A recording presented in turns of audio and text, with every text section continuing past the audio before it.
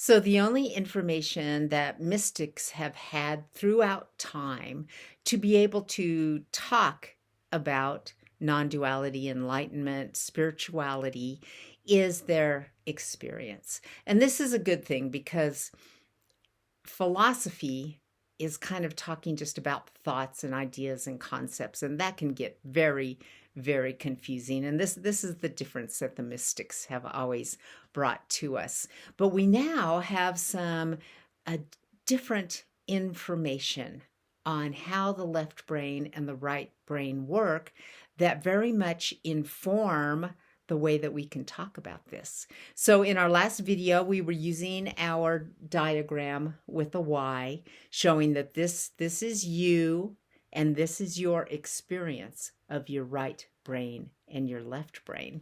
And we know just from neuroscience and from Jill Bolte Taylor that you could just go in and find an unethical surgeon who would go into your brain and take out the exact part that had a stroke for her, and boom, you would be into this experience that so many people call the mystical experience. However, if it's just in your brain, that's not it. That this mystical experience is not it. And I can totally understand how it's so easy to mix the two things up, because one of the things that has traditionally really helped a person break through the illusion of their mind is to be able to really calm down the yakking, talking, the thing we call the left brain, the verbal brain. If you can calm that way down, then you can have this experience of unity. And this is kind of like, remember our exercise that we did previously, where we cut it with the razor of non-duality to see me. There's me here, there's the universe out there. It's like, no, that's two things. And then there was me inside the universe. And then we were able to see that that's still subtly two things. And then there's the third one where it's like, oh, the universe is inside me. This third experience, and this is the mystical experience where thoughts dissolve and you're completely detached from the world.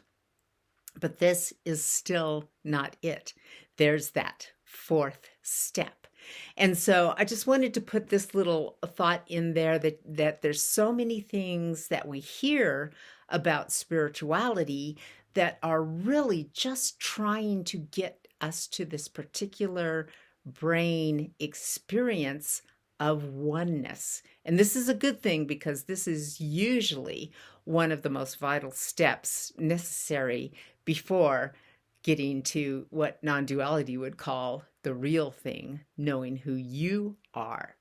So this is worth doing, but don't get trapped into it. This is why so many spiritual teachers will say that almost the worst thing that can happen to you is to have a full-blown, crazy, lights flashing spiritual experience, because then you spend the rest of your life hankering after that same experience rather than going for the next step. That's what we're trying to do in this series of videos, is bring you to this next step.